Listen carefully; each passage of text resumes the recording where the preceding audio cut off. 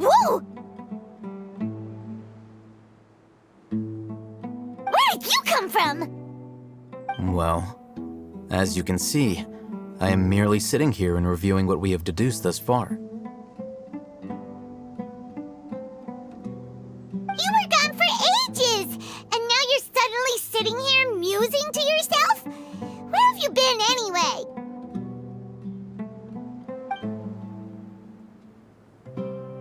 Hey, what's with the silence? You never think things through before asking questions.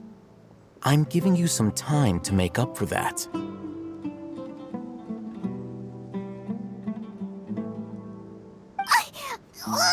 Paimon's so mad! Paimon's gonna give you an ugly nickname!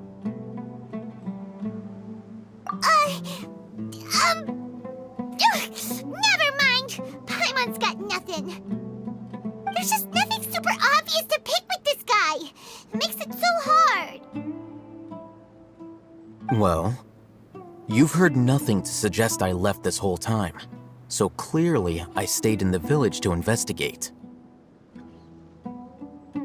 Anyway, you plan to leave Aru village and keep searching for the truth of this matter, yes? Yep. We're not gonna find out anything more by staying here, so we thought that we might as well take the search elsewhere. Enough with the silent treatment! No. I'm just surprised that you decided to team up with him. Alhaitham, you haven't helped us out at all ever since we arrived at Aru village. Bold of you to question our choices. Yeah, you're all talk!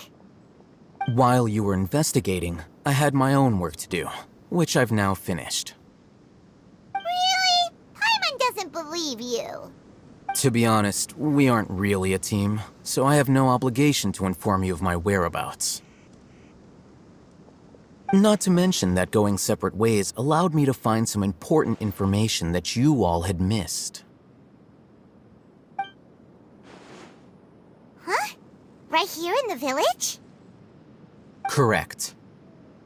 What did you learn? I'm going to take you to someone. But before that, you need to understand where she's coming from. What does that mean? How do you think the residents of Aru village feel about what we're doing? In other words, do you truly believe every single word the villagers tell us? You mean, some of them lied to us?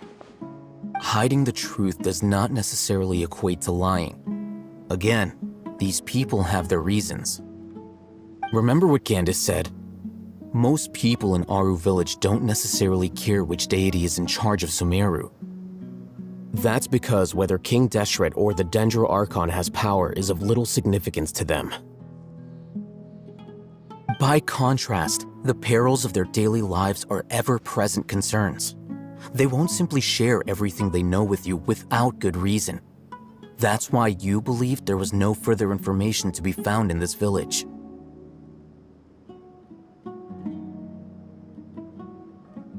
Glad you're following along.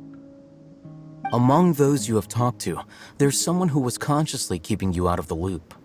In fact, she's been observing your every move since you arrived.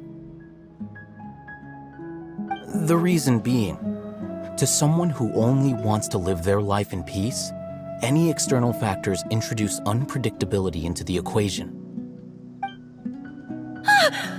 Those eyes, those fierce eyes.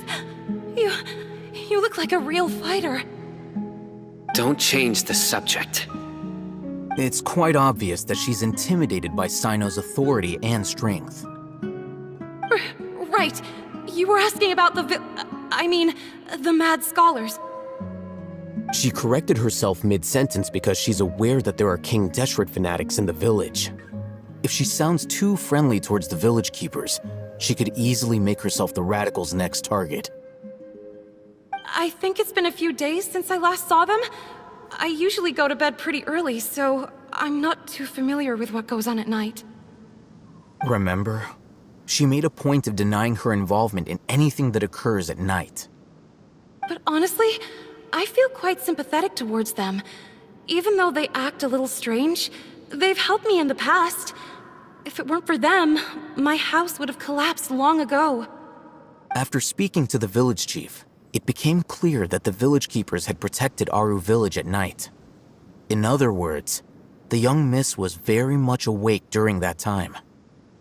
Then why would she lie? By getting involved with an outsider, she risks drawing unwanted attention to herself. As for why she might be so wary about all this, maybe you should ask her. I'll pass on this one. You said that she is afraid of me. If so, it's best if I stay out of this.